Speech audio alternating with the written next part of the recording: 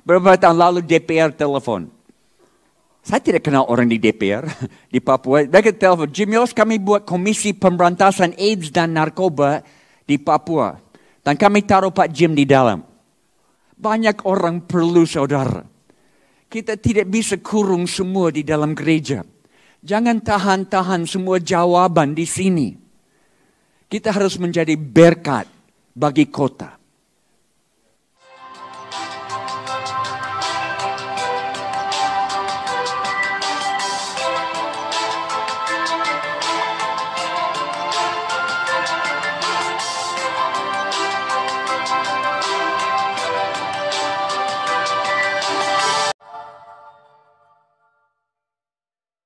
Tanya orang di sampingmu, apakah selalu dapat update pelayanan Papua dari Jim Yos setiap bulan? Tanya orang di sampingmu. Dia jawab, ya, ada yang jawab, tidak. Banyak di sini dukung kami dengan doa. Ada pokok-pokok doa dengan update, dengan foto-foto dari pelayanan setiap bulan lewat email. Tidak ada Facebook, saya kontrol email. Jadi habis ibadah di meja di keluar pintu ini bisa daftar nama, alamat email kalau mau terima setiap bulan. Jangan lupa daftar nama. Saya mau kembali April tahun lalu, 2 minggu sebelum pemilu. Hari Sabtu malam jam 11.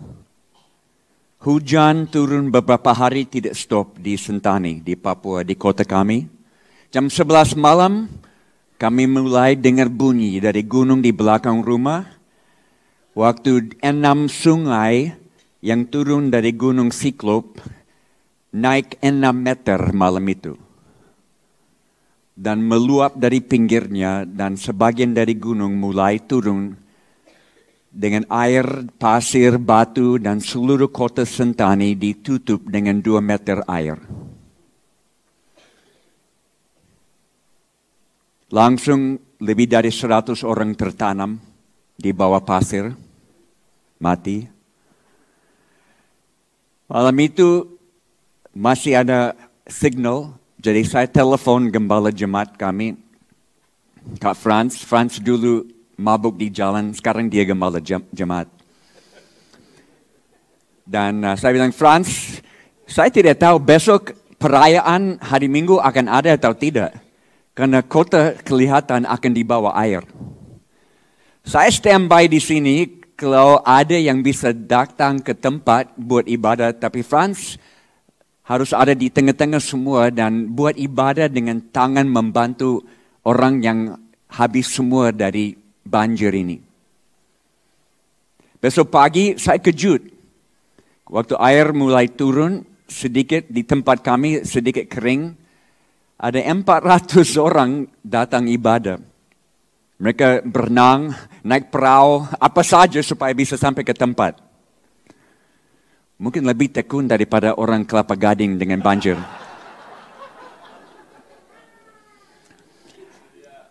Mereka datang, setengah jemaat datang, walaupun masih ada air. Dan hari itu ibadah terindah dalam hidup saya.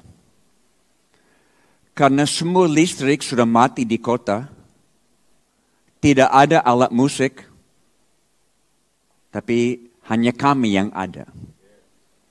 Dan hari itu firman adalah dari semua orang yang kumpul.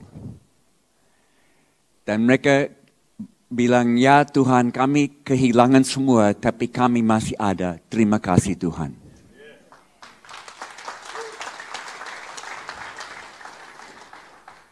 Ada kesaksian dari beberapa ibu yang baris di depan. Satu bersaksi, ya air dari gunung mulai turun dengan batu dan pasir. Saya lihat semua datang menuju ke rumah. Saya berlutut berdoa dan semua tiba-tiba berpisah dan sebagian ke sana dan rumah lolos. Puji Tuhan.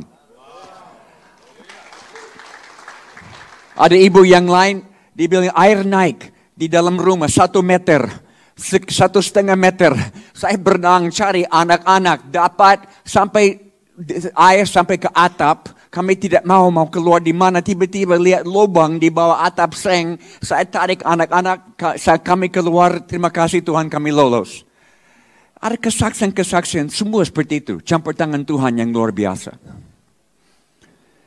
Dan sejak banjir, pelayanan kami meningkat berlipat ganda. Tiap-tiap minggu orang bertobat, baptisan air, sampai ke komunitas sel 2 kali lipat, 3 kali lipat. Karena kenyamanan sudah dicabut dari masyarakat. Dan mereka belajar bergantung kepada Tuhan, berseru kepada Tuhan. Ini yang kita akan belajar dari Yohanes pasal 4 hari ini. Kan ini waktu penuaian, saudara, penuaian akhir zaman. Tapi ada tembok-tembok yang menahan penuaian. Dan kita akan lihat bagaimana caranya Yesus hancurkan tembok yang tahan penuaian sekarang. Pada waktu itu dan aplikasi untuk hari ini. Yohanes pasal 4. Mulai dari ayat 1, 2, 3. Ketika Tuhan Yesus mengetahui bahwa orang-orang Farisi yang telah mendengar bahwa ia memperoleh dan baptis murid lebih banyak dari Yohanes, meskipun Yesus sendiri tidak membaptis, melainkan murid-muridnya, ia pun meninggalkan Yudea dan kembali ke Galilea. Pada waktu pelayanan booming mulai terkenal, mungkin masuk Kompas. Wow, lihat foto-foto pelayanan. KKR Yesus, luar biasa. Yesus menghindar dari popularitas. Dia tidak cari spanduk KKR.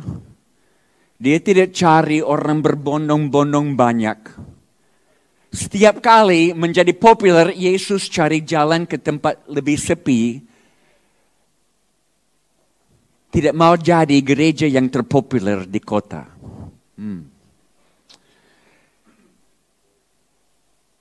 Dan dia, ayat 1 sampai 9, kita akan lihat, dia memilih, bisa lihat ayat 4, terus, ia harus melintasi daerah Samaria. Yesus harus, lihat kata itu. Oh, mungkin kami lewat di sini, harus lewat Samaria. Nah, Palestina, mungkin saudara tahu sedikit geografis, Palestina adalah 300 km utara sampai selatan. Dan mau jalan dari selatan ke utara atau terbalik, ini perlu waktu, sebetulnya bisa buat dalam 3 hari, tapi biasanya makan 1 minggu. Karena mereka tidak mau jalan lewat Samaria. Selalu lewat Samaria di pinggir lalu ke atas. Karena tidak mau lewat daerah Samaria. Yesus katakan, saya harus lewat Samaria. Karena ada orang-orang di situ yang siap. Ladang menguning, ada orang siap, dimanapun ada orang siap. Hanya kita tidak melihatnya. Yesus tahu ada orang siap, juga ada pelajaran bagi murid-murid yang dia mau mereka tangkap. Jadi Yesus saat ini, dia tidak mau pakai pikiran umum, polanya yang semua ikutin. Dia buat sesuatu yang kelihatan di luar akal manusia, tidak masuk akal. Ada tembok-tembok yang dia mau hancurkan. Pertama, Samaria. Tembok etnis. Mungkin saudara tahu sedikit tentang Samaria. Dulu Palestina dibagi 2. Ada Yudea dan Israel. Dan dua-duanya, Israel dan Yudea berontak terhadap Tuhan. Lalu sebagai hukuman dibawa dalam pembuangan. Tuhan izinkan Israel dibawa ke Assyria, dan Yudea dibawa ke Babel. Dan orang asing dibawa ke daerah Israel dan mereka kawin dengan orang lokal. Dan hasilnya adalah orang Samaria, campur agama, campur budaya. Bukan Yahudi asli.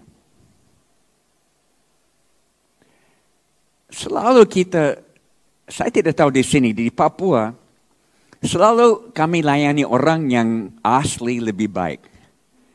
Kami Sentani. Sentani tempat di mana kota besar yang orang-orang dari kampung-kampung lain, dari suku-suku yang lain, dari pulau-pulau yang lain datang. Dan selalu ditanya, apakah kamu orang Sentani asli atau tempelan? Kita selalu layani, beri perhatian kepada orang yang sama. Dan orang Samaria tidak sama dan sangat dilawan sampai perang 400 tahun Israel dengan Samaria. Yesus harus lewat Samaria. Harus lewat kelompok yang orang lain menghindar. Kita harus lihat di Indonesia. Atau saya bisa bicara tentang Papua.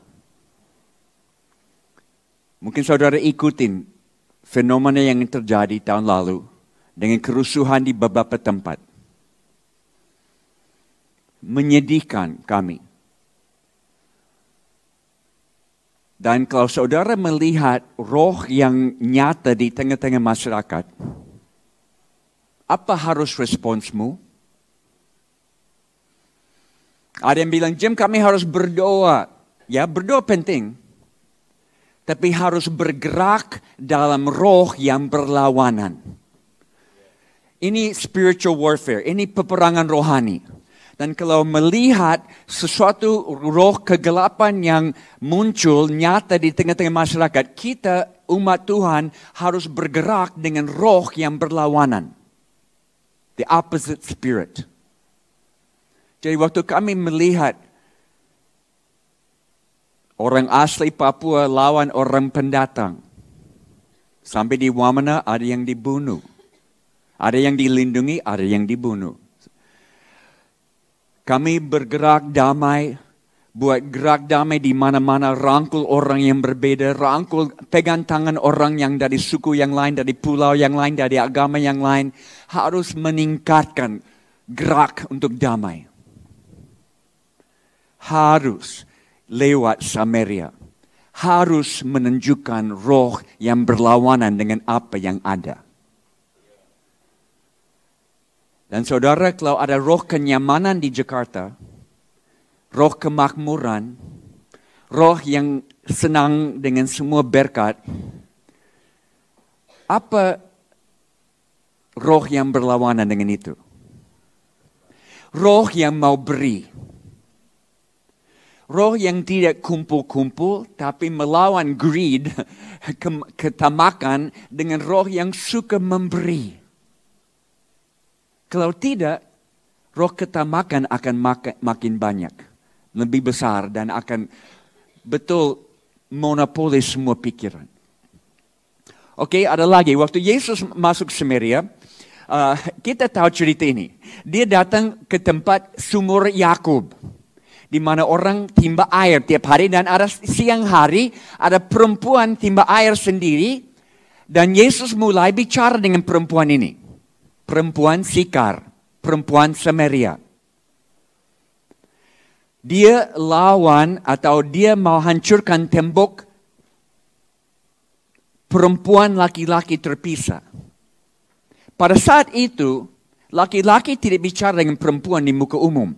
Imam sendiri tidak bisa bicara dengan istri di muka umum atau adik perempuan. Di muka umum, laki-laki sendiri, perempuan sendiri tidak ada kontak. Tapi Yesus lihat perempuan ini, dia langsung bicara. Dia langsung mau masuk dalam hidup, mau berhubungan dengan perempuan ini. Luar biasa. Yesus tidak ikut budaya, dia lawan budaya. Mulai bicara. Dan perempuan ini ada khusus, karena dia datang siang hari, jam 12 mungkin. Karena dia tidak bisa dengan ibu-ibu yang lain. Karena dia wanita pelacur. PSK. Dia wanita malam. Dan dia tidak bisa dengan ibu-ibu yang lain. Dan Yesus membangun hubungan dengan orang yang paling dihina, orang yang ditolak. Kalau saudara mau cari kelompok-kelompok di Jakarta yang paling siap terbuka bagi Injil, cari mereka yang paling ditolak. Mereka akan selalu lebih siap. Dan kalau ada yang memberi perhatian, luar biasa hati dibukakan. Jadi Yesus mulai bicara dengan perempuan ini. Semua ini memperlihatkan bahwa Yesus dengan sengaja mau hancurkan tembok yang tahan penuaian. Kita harus sengaja minggu ini cari kesempatan untuk bawa diri keluar dari daerah nyaman, berhadapan dengan orang-orang yang tidak akan dengar kabar baik dengan cara lain kecuali kami masuk dalam dunia mereka. Tembok turun, tembok turun, tembok turun. Waktu masuk buat apa? Yang berikut, membangun hubungan di tengah-tengah tembok ini, di daerah ini dengan kelompok ini.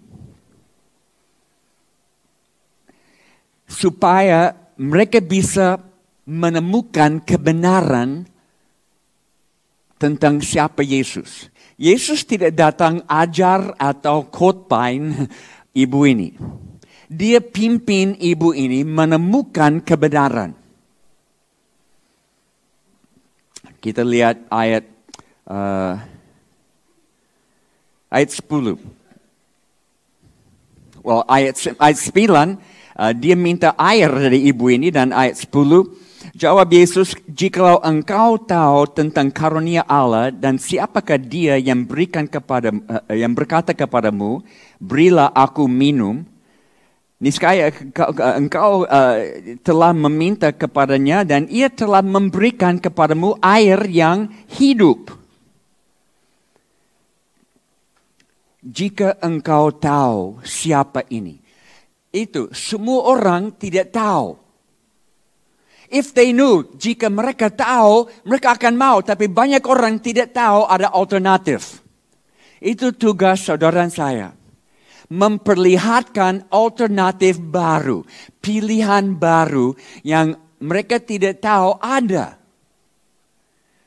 Banyak orang bukan menolak jalan baru atau kabar baik, hanya mereka belum pernah tahu ini satu pilihan yang terbuka bagi mereka.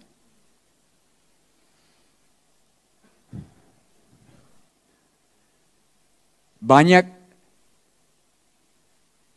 wanita pelacur, kami sudah 12-13 tahun pelayanan banyak tempat, termasuk satu pemimpin kami, Andy, ada di sini hari ini. Banyak wanita pelacur, mereka tidak tahu ada alternatif.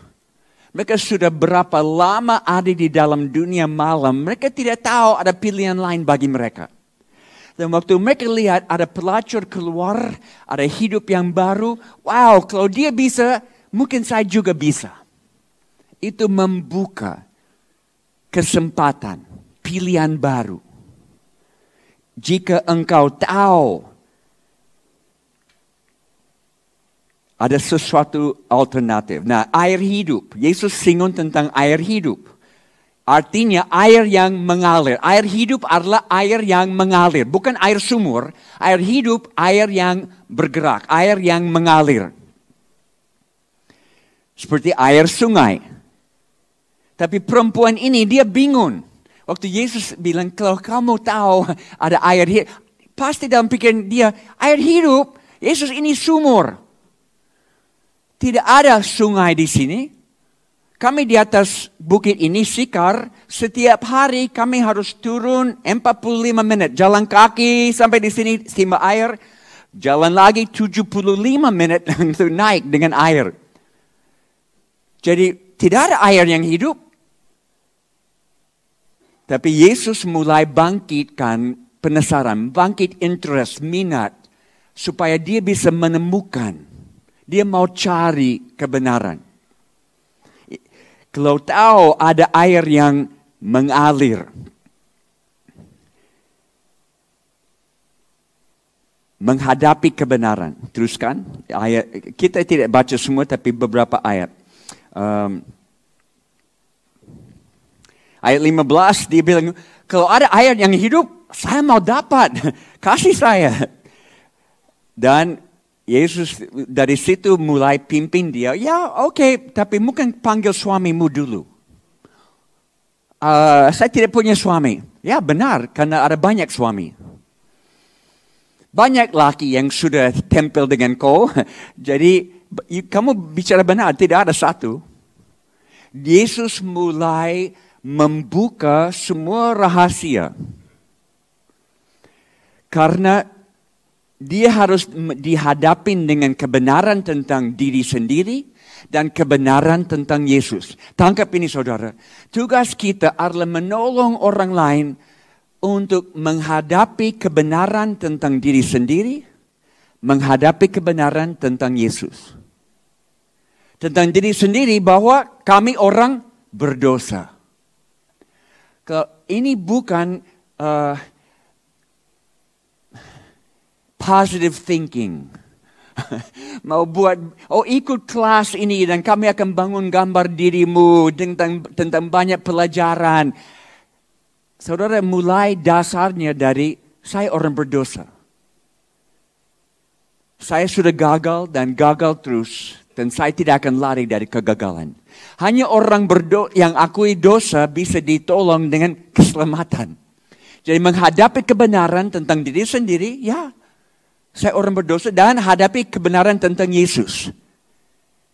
Dia yang punya air yang hidup untuk pulihkan hidup ini. Dan perempuan ini, lihat ayat 19, dia begitu penasaran, mungkin Yesus adalah nabi. Karena dia membuka semua rahasia tentang hidup saya. Beberapa ayat lagi, 10 ayat. Ayat 19, ayat 29. Ayat 19 dia nabi. Ayat 29 dia Kristus, Mesias, Juru Selamat. Dia yang diutus oleh Allah. Berapa lama diperlukan untuk orang sadar Yesus bukan hanya nabi, tapi adalah Juru Selamat. Perempuan ini buat dalam 10 ayat. Sangat cepat. Berapa jam? Wow. It's not rocket science. Saudara, hal ini tentang amanat agung, ini bukan hal yang harus belajar bertahun-tahun. Tapi ini sesuatu yang dari hati mau turun di tengah-tengah orang biasa di mana mereka ada. Dan mau perlihatkan alternatif yang mereka tidak tahu. Dan waktu mereka muncul pertanyaan, jawab dengan apa yang kamu punya kepada mereka. Saya orang berdosa yang dapat jawaban di dalam Yesus. Dan mereka akan mulai perjalanan ini. Perjalanan kepada Yesus. Menemukan siapa dia. Ayat yang berikut, ayat 27 sampai 42. Penuaian now. Penuaian akan terjadi waktu tembok hancur. Di tengah-tengah mereka penuaian terjadi dan gereja lahir. Tangkap ini saudara. Ini gereja lahir di tengah-tengah orang yang belum bertobat. Penuaian dipimpin oleh orang yang baru 1 jam di dalam Tuhan. Atau masih dalam perjalanan kepada Tuhan. Tuhan mulai pakai mereka. Bukan bahwa kita harus bawa banyak orang ke sini dan penuhi gedung ini. Tapi mereka melihat di mana mereka ada, apa yang cocok bagi mereka. Oke, kita teruskan. Perempuan ini, dia excited. Dan dia oke. Ada satu bagian, bisa lihat saya, jangan lihat, kadang-kadang PowerPoint bisa ganggu. Oke, Yesus bilang, hey, kamu punya banyak laki-laki. Dan dia jawab apa? Ya, Yesus, dulu nenek moyang kami bilang harus menyembah di atas bukit ini. Tapi orang Yahudi bilang kami harus menyembah di Bait Allah di Yerusalem. Apa yang benar? Why? Kenapa dia tanya itu? Ada yang ahli teologi ya, bilang, oh itu karena dia rasa terkurung atau terjepit. Ya ini kebenaran terlalu panas. Dan dia mau menghindar dari kebenaran. Tidak. Dia sangat tertarik dengan apa yang Yesus katakan. Dan dia mulai buka luka batin. Karena Israel dan Samaria sudah bermusuhan 400 tahun. Orang Yahudi sudah datang musnahkan tempat ibadah orang Samaria yang ada di atas bukit itu. Dulu ada tempat ibadah orang Israel, orang Yahudi datang dan mereka musnahkan rata dengan tanah. Orang Samaria sudah balas, mereka sudah pergi ke Yerusalem dan taruh tulang-tulang binatang di dalam Bait Allah. Jadi ini perang. Dan luka ada dan ibu ini membuka luka batin dengan pertanyaan itu. Di mana kami harus menyembah? Dan Yesus langsung masuk. Yang Allah cari bukan menyembah di tempatnya, tapi dia cari penyembah yang menyembah dalam roh dan kebenaran. Wow. Itu mulai menyentuh perempuan ini. Yesus bawa dia untuk menemukan sesuatu yang baru. Dan dia langsung taruh tempat timba air. Dan dia pergi ke Sikar. Karena dia akan kembali dapat. Dia tidak khawatir air nanti tidak ada di atas. Dia taruh karena dia tahu dia akan kembali. Dan dia naik ke Sikar karena dia mau bawa orang lain lagi. Perempuan ini menjadi penginjil langsung jadi. Tidak harus ke SPK.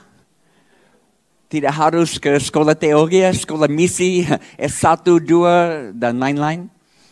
Dia menjadi penginjil langsung jadi. Apakah dia punya teologi banyak? Tidak. Apakah dia sudah buat doa pertobatan? Kelihatan belum.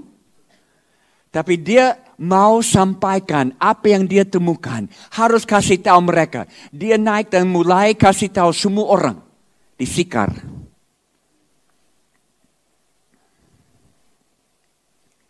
Nah murid-murid, nah ini lucu.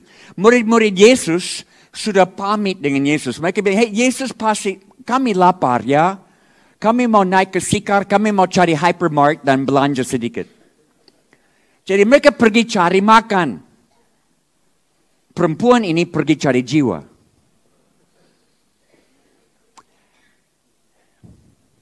Dan waktu dia lewat, mungkin dia lewat murid-murid. Dan murid-murid pikir, kenapa Yesus hang out dengan perempuan seperti ini? Dan mereka datang, Yesus ini makanan kami bawa siap. Dan Yesus goyangkan kepala. Hey guys, you don't get it. Makanan saya bukan macam ini. Makanan saya adalah untuk menyelesaikan pekerjaan Bapa saya. Saudara, banyak orang Kristen kelaparan, kurus. Karena tidak makan rohani. Makanan pokok bukan soto ayam. Makanan pokok bukan nasi goreng. Makanan pokok adalah penuaian. Membagi kesaksian dengan orang lain. Memperlihatkan Yesus kepada orang lain. Itu makananmu. Terlalu banyak orang Kristen kurus. Karena mereka tidak makan. Makanan pokok. Membagi dengan orang lain. Cuma-cuma diberi, cuma-cuma harus membagi. Matius 10:8. Dan Yesus bilang, ini makanan pokok saya. Mau menyelesaikan pekerjaan Bapa saya. Murid-murid masih bingung. Dan Yesus coba, ini saya mau saudara bawa diri ke dalam gambaran ini. Ini Sikar, bukit. Di atas bukit. Yesus di sini, dia terima murid-murid berbaris, bawa makanan. Dia tegur mereka tentang makanan. Dan dia bilang, hey guys, angkat matamu. Melihat ladang yang menguning. Dan di belakang mereka dari gunung sekarang, ada turun seluruh Sikar. Dipimpin oleh perempuan Samaria. Mereka turun, mau datang ke Yesus. Yesus melihat, tapi murid-murid tidak melihat. Mereka buta terhadap penuaian. Mereka buta terhadap orang yang siap. Karena mereka hanya fokus dengan makanan. Mereka hanya fokus dengan hal-hal duniawi. Saudara, kita harus setiap hari waktu bangun minta, Tuhan buka mata saya hari ini. Buka mata rohani saya supaya saya melihat ladang menguning. Supaya saya lihat mereka yang terbuka. Saya lihat di belakang kata mereka, aspirasi mereka secara rohani. Supaya saya melihat walaupun penampilan jago-jagoan, saya lihat luka batin yang masih ada. Buka mata melihat ladang yang menguning.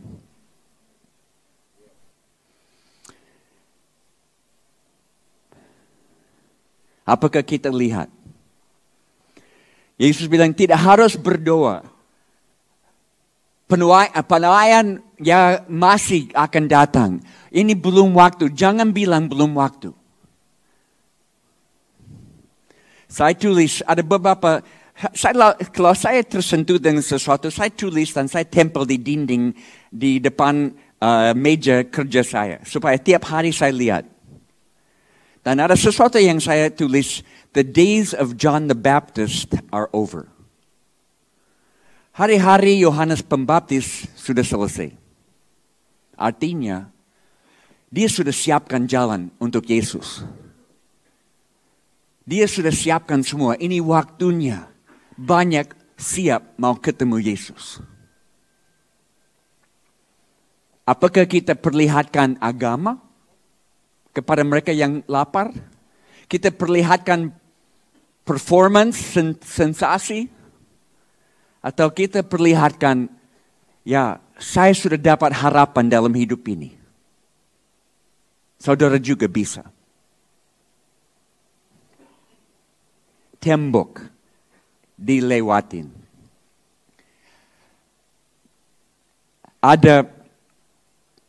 Saya tidak tahu di sini ada banyak tenaga medis, dokter, perawat. Kami punya klinik. Anak saya Amy yang tangani. Sejak banjir, sekarang ada 200 sampai 300 pasien setiap hari. Dan banyak bertobat lewat pelayanan medis. Tapi yang luar biasa, waktu ada klinik bersalin dan waktu ada bayi baru lahir, apa biasanya tenaga medis, dokter perawat buat? Pantat dipukul. Supaya dia, supaya suara keluar. Karena suara adalah bukti ada kehidupan. Bagi orang Kristen, suara adalah bukti ada kehidupan. Kalau saya punya Yesus, kenapa saya tidak mau share tentang dia kepada orang lain? Saudara harus mengerti, bersaksi bukan hal yang kita harus belajar di sekolah. Tapi ini hal alamiah, natural, organik. Di mana kita ada dengan ibu-ibu yang lain. Yang rasa frustrasi karena anak-anak terekspos ke internet dan HP selalu on. Dan mereka tidak tahu bagaimana bisa conversation dengan orang tua lagi. Dan sudah ada disconnect. Dan mereka khawatir dan ibu bisa bersaksi. Ya, saya alami yang sama. Tapi iman saya di dalam Yesus membawa saya menemukan terobosan, jawaban untuk pergumulan ini. Anak-anak muda di sekolah, di kuliah, atau anak-anak lain tertarik, digoda. Ya, saya tidak tahu di sini, tapi SD di Papua sekarang, saya bisa masuk SD, tanya anak-anak, bisa dapat narkoba di mana? Oh, Pak Jim di sini, di sini.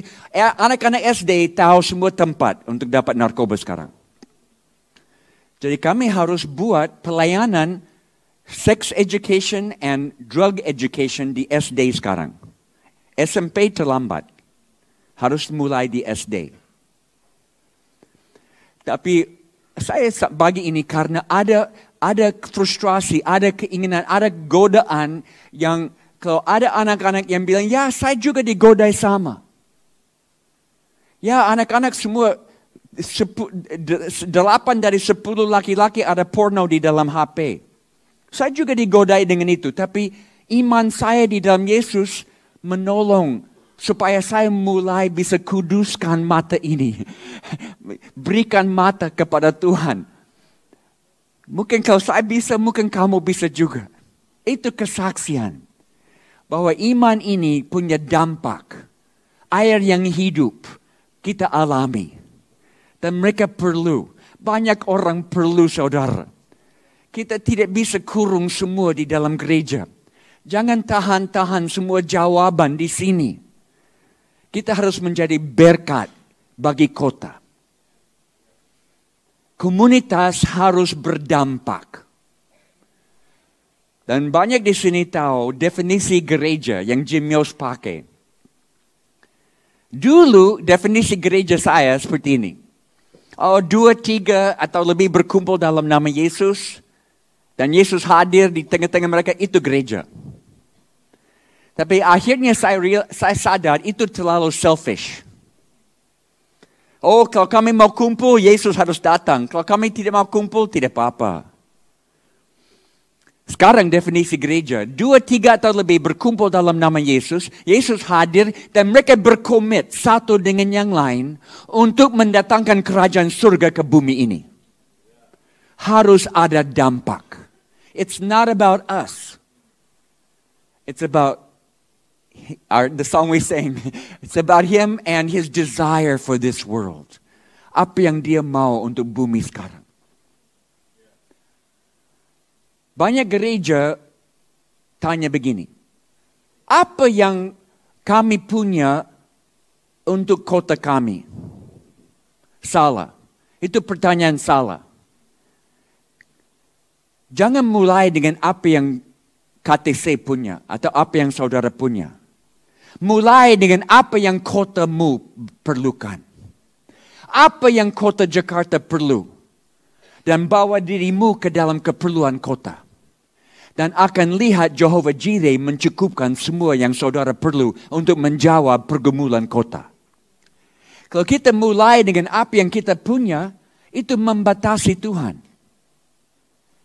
Tapi mulai dengan apa yang kotamu memerlukan dan bawa dirimu ke dalam dan lihat. Waktu ulurkan tangan dan mau bantu sedikit, Tuhan akan cukupi dan melebihi apa yang saudara perlu. Menjadi gereja yang kota tahu. Ini orang-orang yang sangat memberkati kota kami.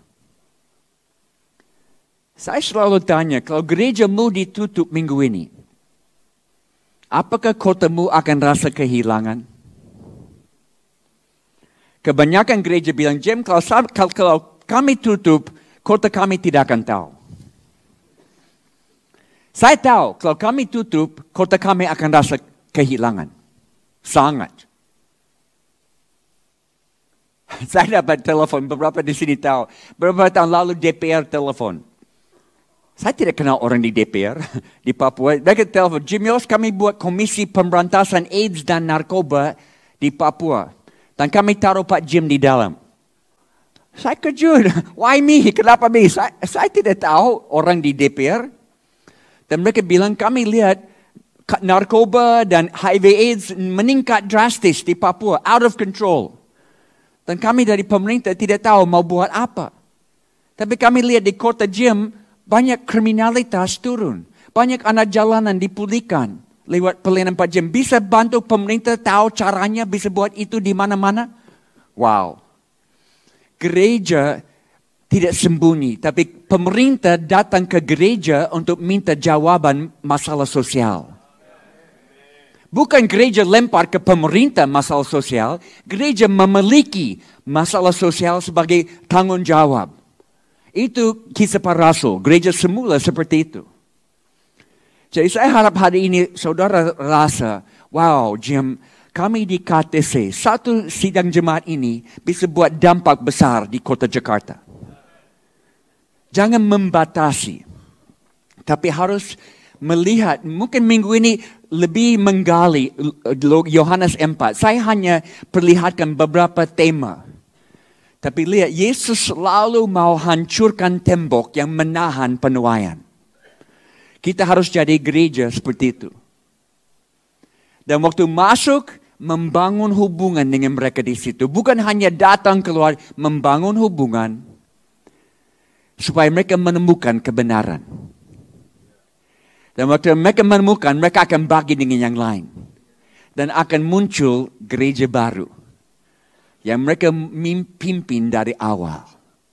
Kantong kulit baru. Penuaian akhir zaman.